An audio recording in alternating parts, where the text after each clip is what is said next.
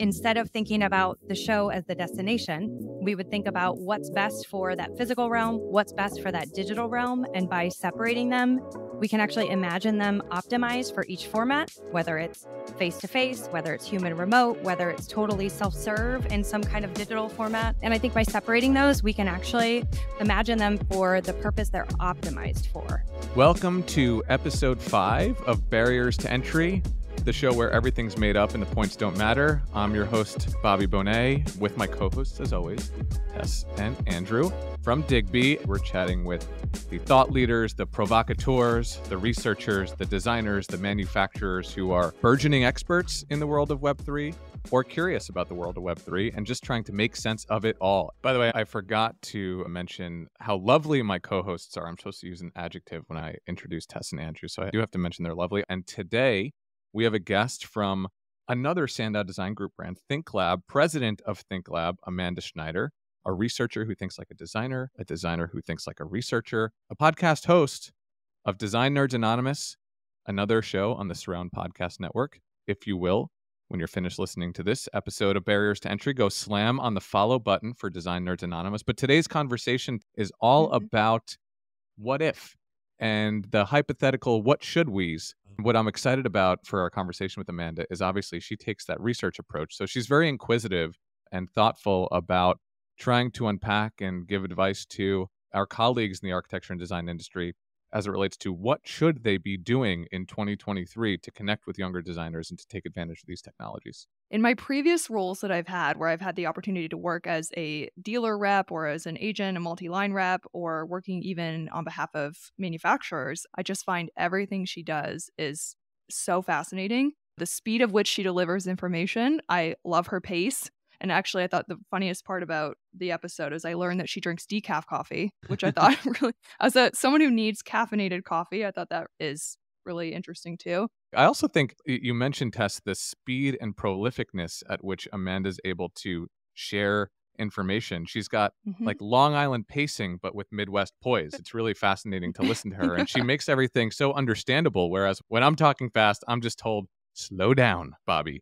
I get notes from Sam, our executive producer, all the time. Slow down, Bobby. With Amanda, it's a positive characteristic. And I'm excited about how much information we'll be able to pack into a nice 30-minute interview for our fans and listeners to enjoy on today's episode. I also feel like Long Island pacing with Midwest poise needs like merch. Is that a bumper sticker? Yeah. Is that a t-shirt? Yeah. Like, what is that? That's a good point. We got to get our merchandising department on the horn real quick to churn out a t-shirt. So let's get into our conversation with Amanda. All right, put your thinking caps on, everybody. We're joined today by the Fabio of A&D, Amanda Schneider. Welcome to our studio. Welcome to the closet. Welcome, Amanda. Thank you. I mean, the first question I need to ask, because I'm, as you can probably tell on my third cup of coffee today, is how you survive on decaf, considering your schedule, how busy you are, and everything you have on your plate. Well, what's really funny is if you hear how fast I talk on decaf, you'll understand why I don't drink caffeine. I listen to podcasts on 1.5x, depending on who's talking, sometimes even faster. So if you ever listen to me at that level, I sound like Alvin and the Chipmunks. Not recommended, but you'll thank me later that I am drinking decaf here.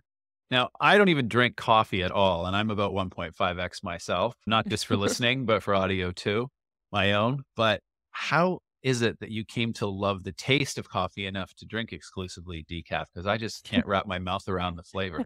You get over it. You get over it eventually. And so it's like a social thing where it's like, no, I'm drinking coffee. I'm just not getting the same. It's like a mood thing. It's like just holding the mug. I think it's just somehow a cozy thing.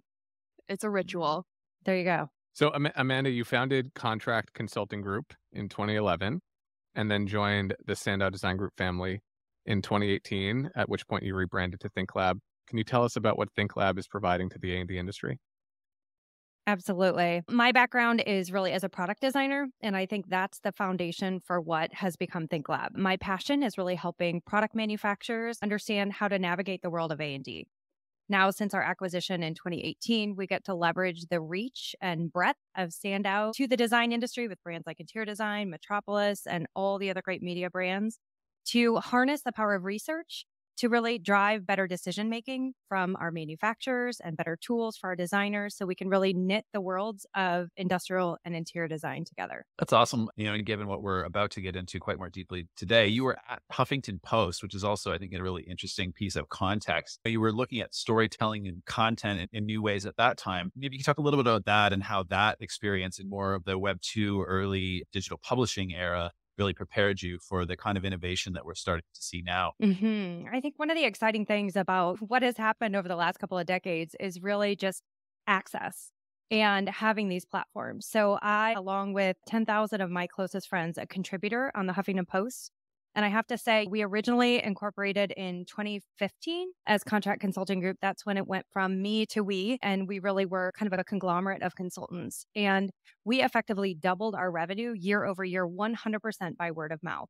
And the key way that we did that without any official salespeople was through our contributions to platforms like the Huffington Post. It was also really interesting as a blogger for the Huffington Post that is not industry focused. I think our industry historically sees itself as different and unique and niche.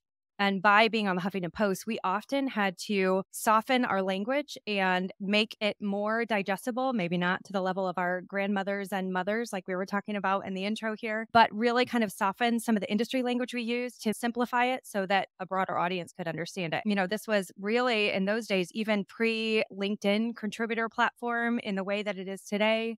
So it really gave me kind of a voice. It's amazing what people will say to you. You probably know this from podcasting, on a podcast, as a blogger, as a journalist. If I was just to call them up, they wouldn't have said nearly as much as they would have to me. So it was a really great way to not only share our position and our thoughts and insights with the world, but also really gather opinions and get people to say things that maybe they wouldn't have otherwise said to you. I think the other really exciting thing about those early days of the Huffington Post is they were really carving out what is so ubiquitous now, which is this content marketing category. It makes a lot of sense that you were able to have such a dramatic impact on your business by adopting that platform early and really seeing the benefit of it when the landscape wasn't as cluttered. Can you draw some parallels to that in terms of what early adopters might have an opportunity to explore and to benefit from looking at some of these Web3 technologies before they're really as mainstream as we believe they will become? Yeah, I think there's a lot of benefit to being a first mover. We've definitely pioneered that in this podcasting channel for the design industry as well. It's a lot easier to carve out a unique niche when there's not so many voices in the crowd. We were doing that for Huffington Post. We've done that in the podcasting channel. And I think by moving early, you can really learn things ahead of your competitors, really, if you're trying to go that way. And there's a lot more room for a unique stance that everyone else then has to follow or catch up to if you're a first mover.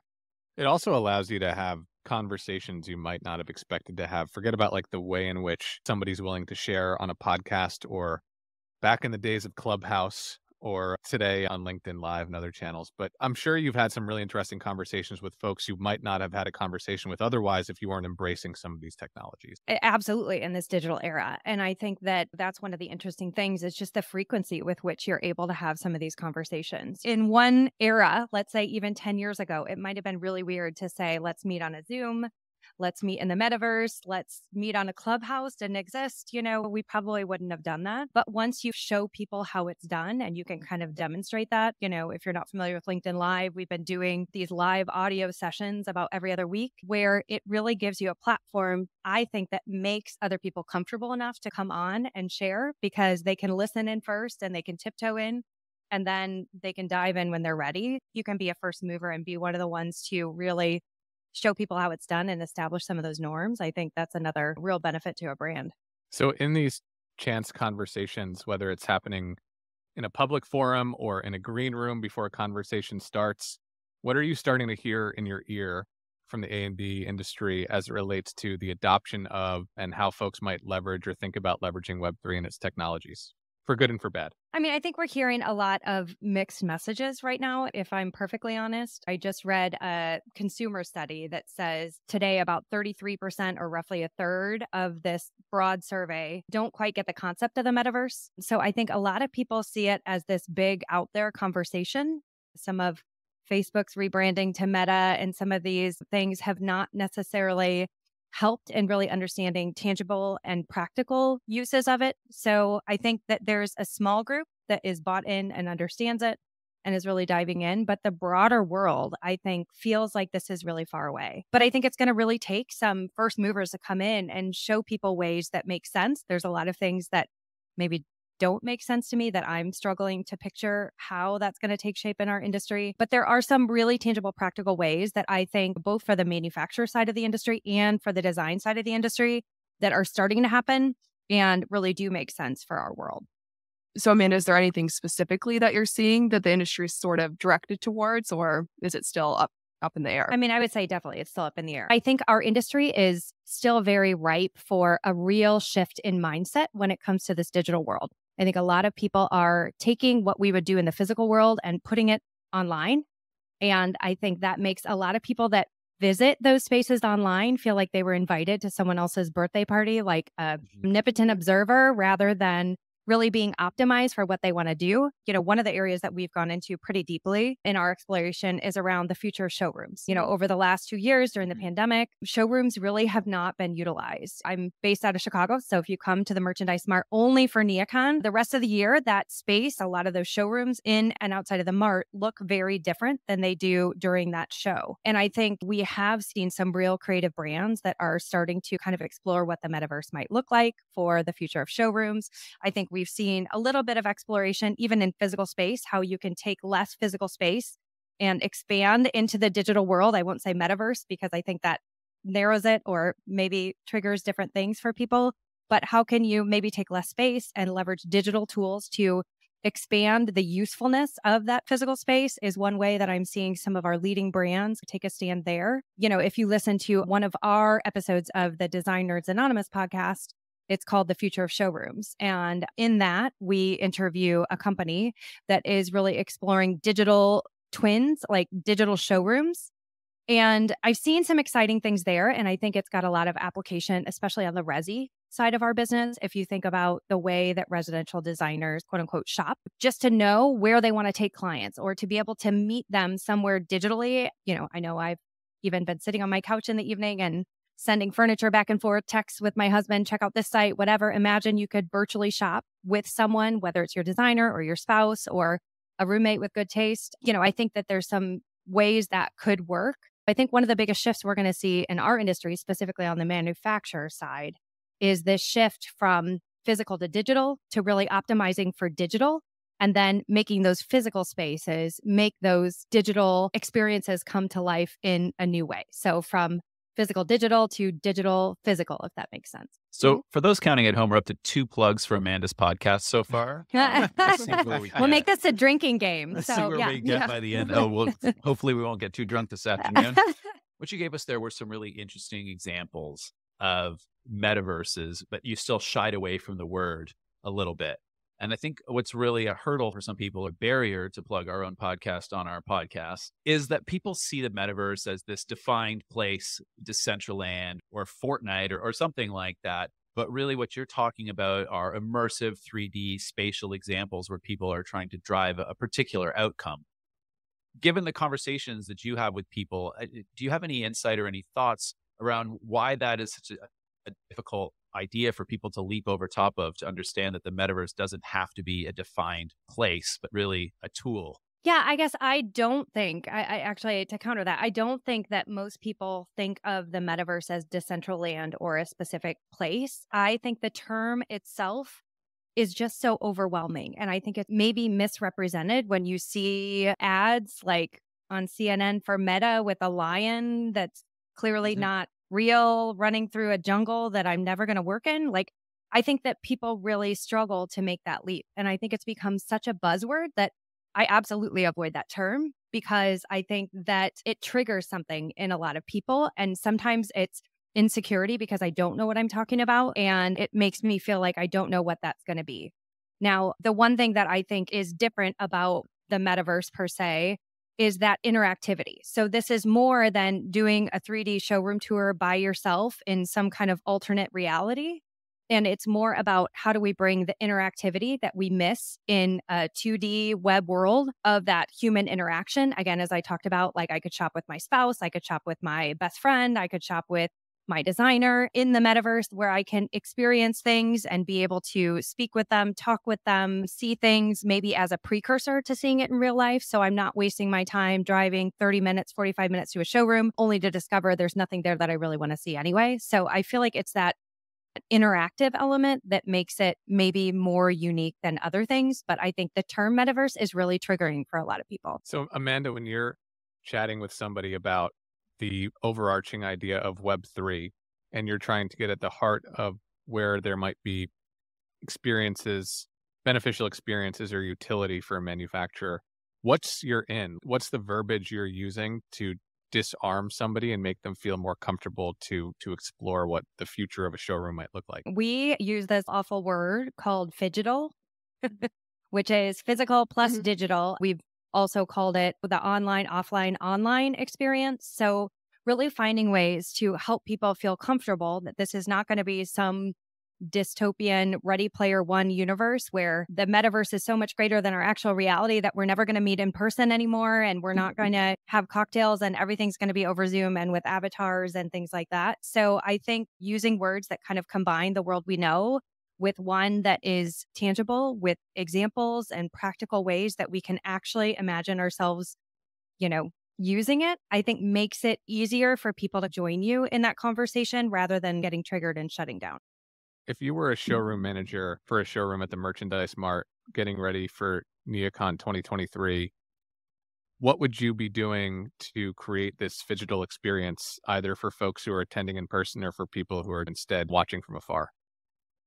Yeah, first of all, it's probably not going to be the showroom manager. It's going to be their strategic marketing team that's probably thinking about this. One of the biggest things that I think about is we have often thought about shows like NeoCon as the destination. And so I would encourage people in that type of role to think of shows like NeoCon and these human interactions as the fuel, not the gas station. No one wakes up and says, I want to go to the gas station today. No, you think I need gas, so I'm going to swing by there on my way to something else.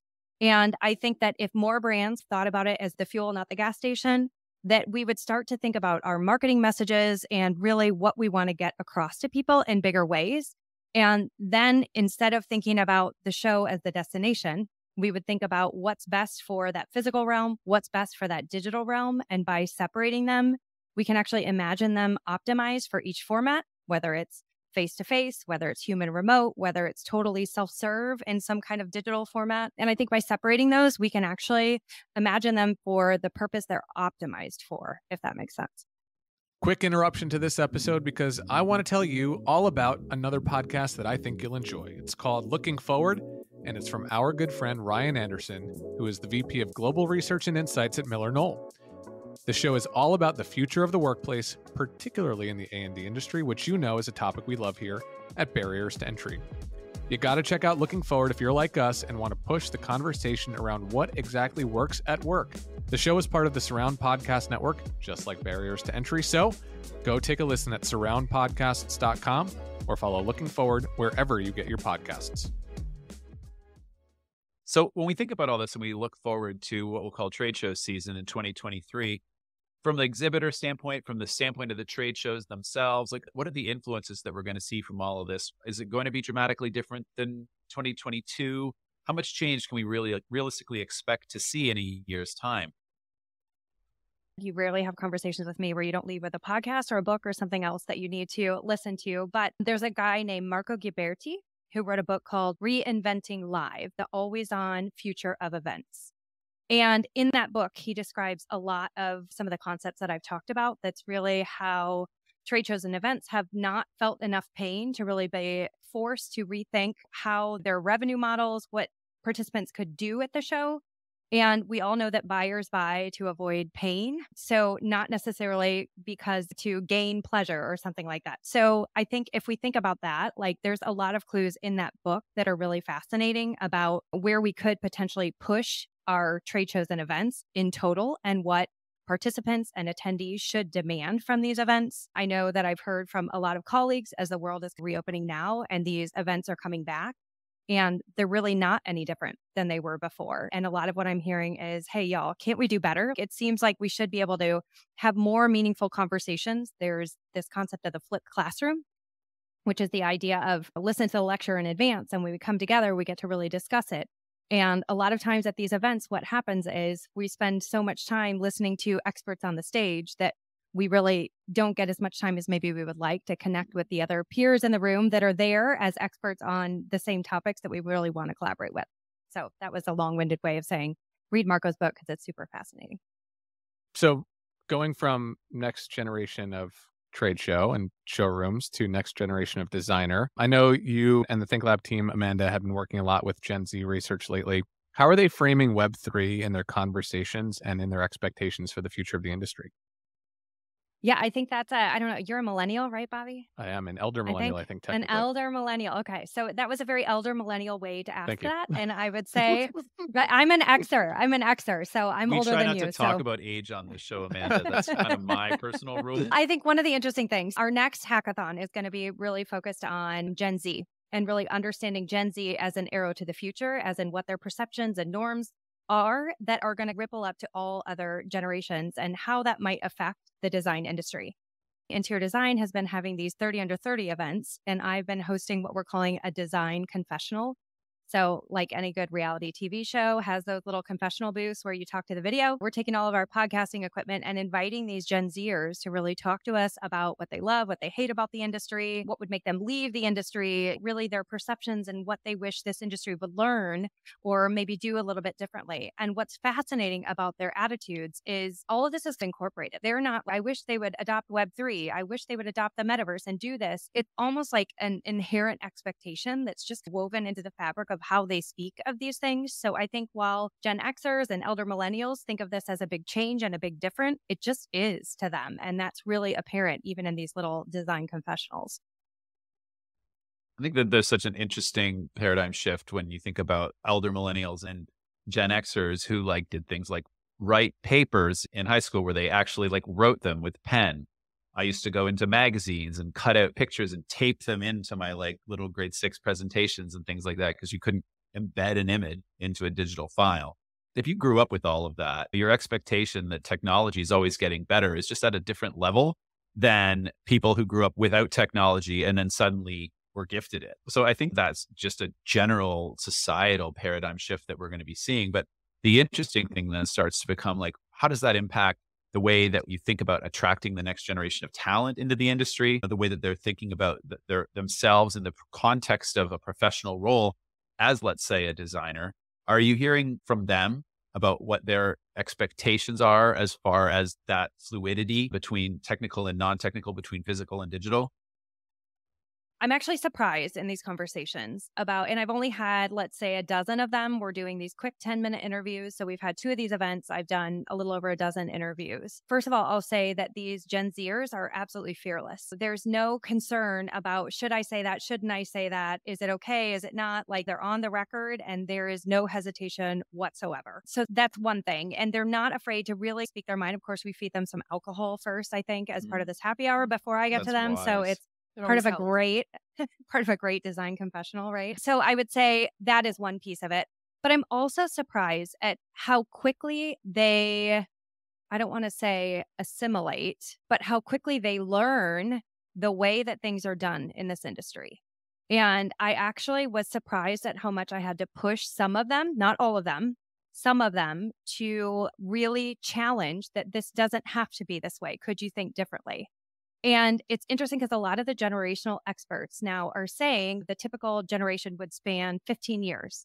And that's a pretty broad range. Even millennials, there's a reason they call you geriatric millennials, elder millennials, because they're starting as technology is moving faster and faster to break generations down into even smaller segments. So I can tell you one of the things that we're going to be doing as we collect this research is really definitely looking at generations. But one of our fears is that those generations are too broad. And as I think back to even this dozen interviews that I've done, there's a pretty big difference in what people are saying that graduated 2015, 2016, that are still attending this 30 under 30 event, right? Versus those that graduated 2019, 2020, and what their experiences and therefore expectations have been like. So I think it's really breaking down those generations even further to understand the nuances of what normal looks like to them. Another reason it's important to be first to market because maybe there's less patience amongst your future clientele if you're not willing to adapt. And an interesting stat, you guys have probably heard this one, but by 2025, 27% of the workforce will be Gen Z, the earliest of whom graduated in 2019. That's a quarter of the workforce and presumably a lot of our quote unquote buyers. So really interesting to kind of put that in that context. And the baby boomer retirement that's really just starting into full effect right now. So I'm sure that percentage shoots up pretty quickly in probably the 5 to 10 years following that as well. So it's definitely coming. All of this is coming on the edge of a pretty large paradigm shift to a group of people, regardless if you want to call them Xennials or millennials or Gen X or whatever. They hate labels. Whatever we choose to label them out for our own comfort. The reality is they understand digital and they're going to be looking for places where they can take advantage of that, or at least benefit from the comforts of their familiarity. Amanda, I'm interested as a researcher, what tools you're leveraging to gain an understanding on how the metaverse and Web3 is being leveraged in a strategic way by the industry. Obviously, conversations are one of those tools, but what else do you do? Where else do you look to become more comfortable? I think my whole team is just avid readers, listeners, watchers, really making sure that we are taking in all accounts. So there are ways that you can research things, but in some ways, research is backwards looking, right? Like you're measuring perceptions on things people can understand. So really to put on our futurist hats, we have to go into realms that we're maybe not comfortable with, that a lot of people don't understand. So a lot of that for sure is just reading. But I think the number one source of that is having conversations with people that understand it, that can make us smarter. And oftentimes having conversations with people that don't understand it, which sounds a little bit counterintuitive. Donald Miller talks about the bias of knowledge.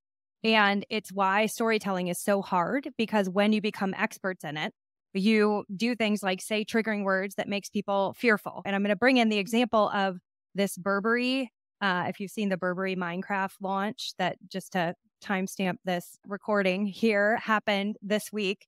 That I think most people that watch that are like, these people are off their rockers. In Hunger Games where they have all the crazy wigs and there's the haves and the have-nots and yes. Like I look at that Burberry and Minecraft thing and it's as crazy as people like eating so much that then they have to puke so they can eat some more. That happens in the Hunger Games. Like I think it's so ludicrous that I think average people can't understand it. And I think that actually diverts people from joining this metaverse Web3 conversation because it seems so far-fetched from reality today.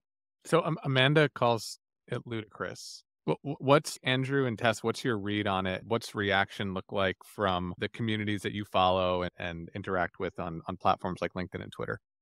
I think the biggest disconnect of what we see is when a brand, like a luxury brand like Burberry, launches something like this in a metaverse and the graphics and the detail of the designs are just not what we're used to for some of these brands to be putting out. And I think that's a big part of the disconnect, that consistency between what we know as luxury in the real world and then luxury in this digital space. I think that the other thing that's at play here is just the way media works. The recipe that's cooked up when you put a major brand doing something experimental out there is pretty irresistible in a 24-hour news cycle. And so I think we've seen a critical mass of that in the last several months of this year that really resembles what we saw on the NFT front about 10 months ago. I think what we're going through right now is hype cycles. And so we're in a metaverse hype cycle now, which followed our NFT hype cycle from the year before. All of these things are normalizing. And the people who are on the back benches talking about utility, their voices become clearer as those hype cycles fade away. And you start to get into conversations about the types of applications you were talking about earlier, Amanda, where they're really practical and they're focused. And they're not just about grabbing onto the hype cycle. And we're going to see the real builders and the real winners start to emerge in the aftermath of the people who are just staking the early claim. I love that you said that about the hype cycle, because I think that's true. And I think that's something that whether you're a metaverse expert that is one of those builders like you all are, or someone like me that's just trying to translate all of this to the layperson will say that hype cycle definitely makes sense. Can I read you a LinkedIn note that I got from posting this the other day? Yes, please. This was a reaction. I'm going to leave the person who sent it anonymously, but she says, I want to react to your post today about Burberry and Minecraft. This is creepy. Something about the uncanny valley avatars and the idea of late stage capitalism indoctrination of kids with luxury fashion in a video game is just so off-putting to me. I could write a whole novel about what I find disconcerting about the metaverse in general, but this is an example of the worst use. She also calls this, devoid of humanity, and just misses the mark on all the ways the metaverse should be making spaces accessible. It's a review of our podcast, Devoid of Humanity. Yeah. What that anonymous commenter, and then I was talking about the dinner I got with my mom the other night, their perspective of what the worst possible is of the metaverse is exactly what Web 2 is. We scroll through an Instagram feed and it's all about status and it's all about the image of myself that I want to create in this iPhone. I think that's a threshold for which, when people think about a hype cycle, how to drive headlines is around status, around luxury, around something that clickbait. Exactly. So that's the plane we're on right now, is a scarf on somebody walking through a Minecraft universe is what's going to get people excited. And if you're a marketer, that's probably a good story. No press is bad press. Amanda, in our pre-call, you've spoken to us before about boundaryless connectivity and how this technology is going to potentially see us rethinking regionality in our business. Can you go a little further into what you're seeing emerge in that area? Yeah, I love that you asked this one, actually, because this is another kind of bold prediction that we have that I'm already seeing early inklings of this happening. If we look, especially on the manufacturer and distributor side of our industry, we are still very geographically bound. But following what's happened over the last couple of years, and by geographically bound, X distributor covers this region and that region. And what's happened in a downturn is there's lots of acquisitions and expansions. And I think on the furniture side alone, we counted 30 different either acquisitions, expansions, dealer flips to new at the beginning of this year. And that's only accelerated as a lot of these issues have continued on. But as we look at some of our ThinkLab stats, say that 3 out of 4 firms intend to exist somewhere on the hybrid spectrum moving forward. And we've definitely seen that. So accelerated by these last 2 years, where it was already happening before, especially with some of these large architecture and design firms, where they're assembling the best team of people from where those skill sets are. You may have a designer in New York, designer in LA, and maybe one in Chicago working together because they have the best background and history for that particular client project. So we've always studied the origin of spec.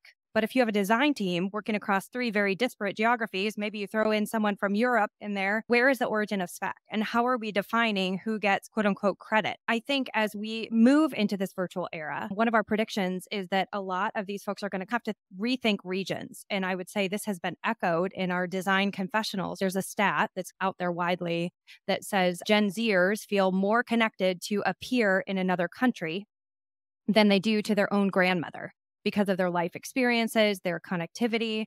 They also have grown up in this era of social media where you can connect and meet people and trust people sometimes more than the awkwardness of meeting them in person and some of that. So, we're hearing some of those inklings from these younger generations that says, you know what?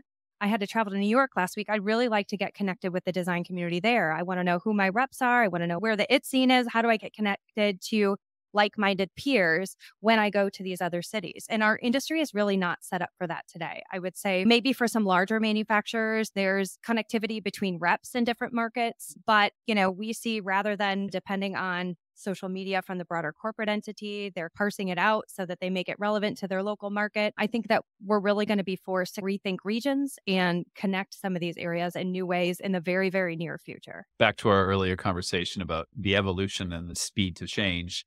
It'll be interesting to see kind of what the very new future pans out to be, given all those forces that are coming together. It's really interesting. A great place to start, Amanda, is you mentioned earlier this concept of a hackathon. Can you tell us a little bit about what ThinkLab has created in the sense of a design hackathon and what you have up your sleeve next? So we've been doing hackathons. This is a once a year big project. And I think you hear the term hackathon, and especially as techies on this conversation, probably many of you are thinking that's just for tech companies, but it is basically a design thinking process for some of the industry's biggest, hairiest challenges.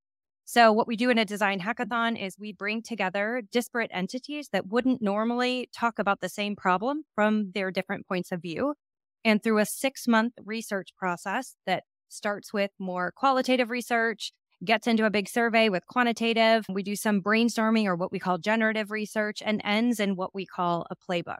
So this will be our 4th annual hackathon. We started this actually in 2020 in the heart of the pandemic, when business development in an analog industry went from completely analog to almost wholly digital nearly overnight. So we said, what might that look like that's different? And the end result of that was a playbook called 100 Ways to Revolutionize the B2B Sale. We moved on to product specification and a hybrid era, how that's going to change. And that's a lot of what you'll hear, to plug our podcast again for anyone who's playing the drinking game. We're at 3 now. Yeah, thanks. And there you go. There you go. 3 shots. Everyone's still walking. But that looks at where maybe manufacturers should be investing to enter this phygital world in a new way. Our most recent one that just launched is the industry's first ever persona study, really looking specifically at who selects products and how that might look different in the future.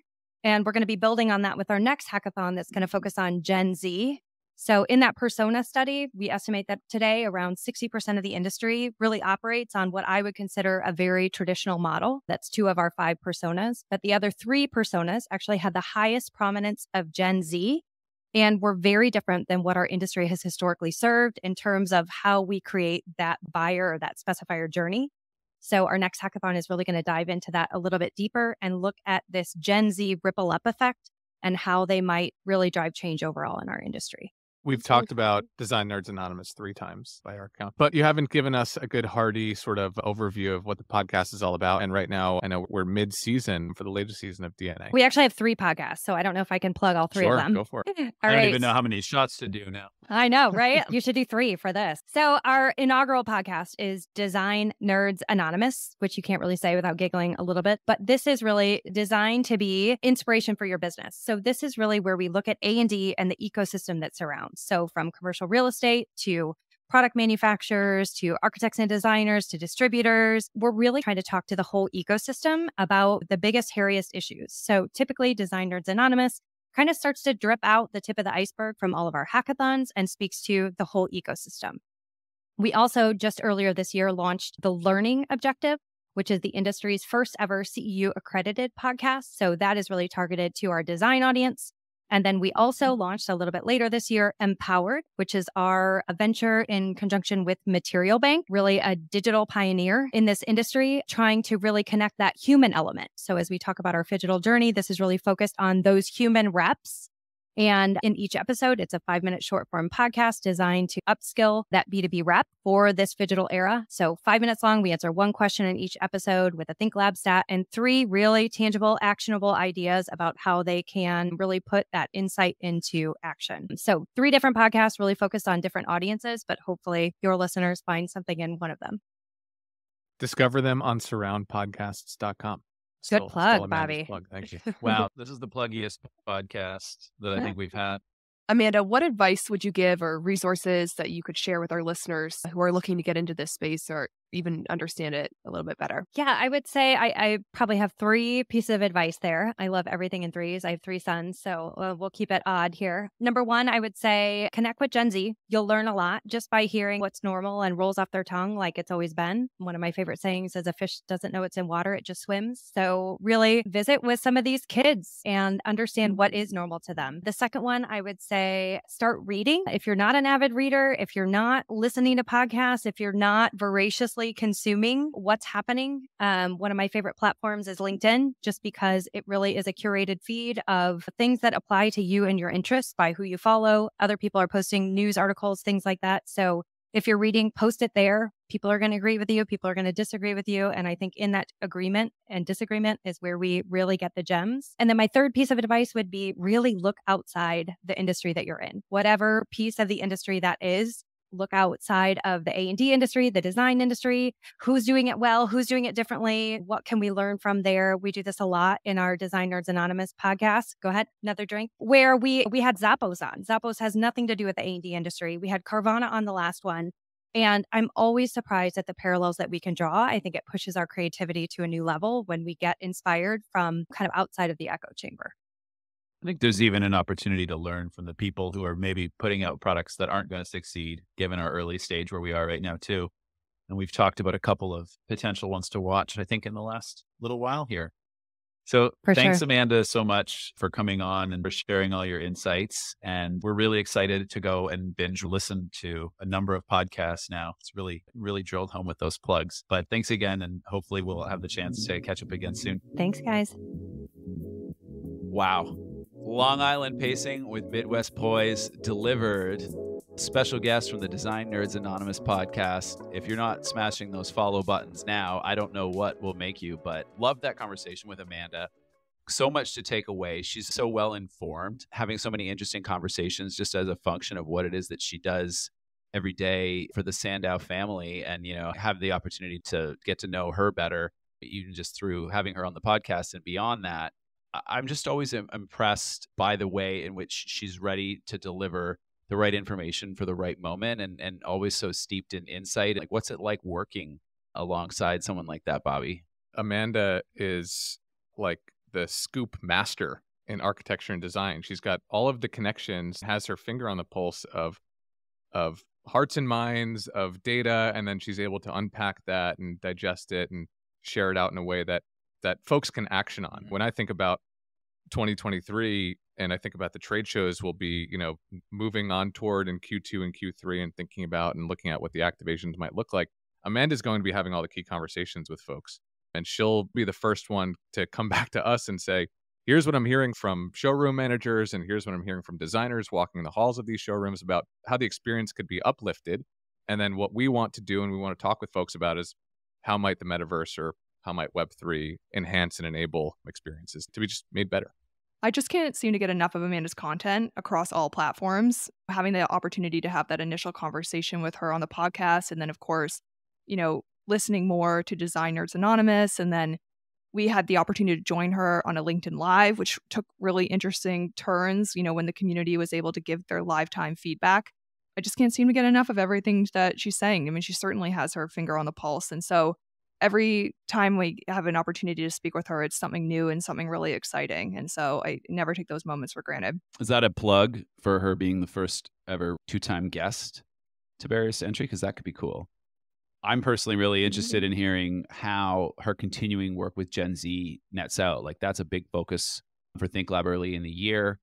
It's obviously a huge consideration when we talk about Web3, because now we're starting to talk about people who are digital natives, people who never grew up handwriting papers in high school, like some of us on the podcast did. But, you know, that generational shift is going to mean an awful lot of things for firms in the industry in terms of how they attract and retain talent, in terms of how they acquire customers, in terms of the experiences that they deliver to those customers. So I just think there's so much to follow there, and so much that's really relevant to the changing tastes and behaviors of the key stakeholders of the industry, that is just going to be something that if we're not on the pulse of, it's going to be problematic. And I think it's honestly in lockstep with everything we're saying around the opportunities that the metaverse and that Web3 and blockchain and all of these technologies are bringing. As the Barriers to Entry plugs guy, I should make sure that our audience knows that there's an episode of Design Nerds Anonymous, the most recent season of DNA, that talks all about Gen Z designers. Who, Bobby, do you know who any of the guests on that episode might happen to be? So I know Ryan Jenkins opened the episode. There was an effervescent, esteemed, exceptional. Would you say lovely? A lovely millennial on the back half of the episode. Myself, Bobby Bonet. You got to go get and download that episode and give it a listen, because it just goes even deeper into this Gen Z trend. Some incredible insights in there. So I think that fills our plug quota for today's episode. But maybe we can send it home, you know? We do have one last recurring segment, which is, Tess, you know what it is. What is Andrew's New Year's resolution? So do you want to share with us this week, Andrew? Have you landed on that yet, or are we still mulling it over? It's only 17 days into the new year. Yeah. So unfortunately, ChatGPT was down earlier today, so I was not able to get it to generate a New Year's resolution for me yet. Check back in with me next pod, and I might have something directional that I'm focusing my life on for the next 320 some odd days. We'll start to Miro board it collectively. Tess, do you want to take us home? I will. It was a wonderful conversation with Amanda. Of course, we learned a ton, as usual, with her. She's fascinating and so intelligent. But we really owe a big thank you to our production team. That's Sam, Wize, Hannah, and the studio by SANDOW. Barriers to Entry is part of the Surround Podcast Network. Make sure you go to surroundpodcast.com, and that is podcast with an S. And of course, as always, We'll never forget the S. But most importantly, please do not forget to smash the follow button. And S is for smash, exactly. Okay. With all of the might of your arm and the pointer finger, hit the follow button, please. And then that'll set you up in a great position to join us next time as we continue to break down the barriers to entry.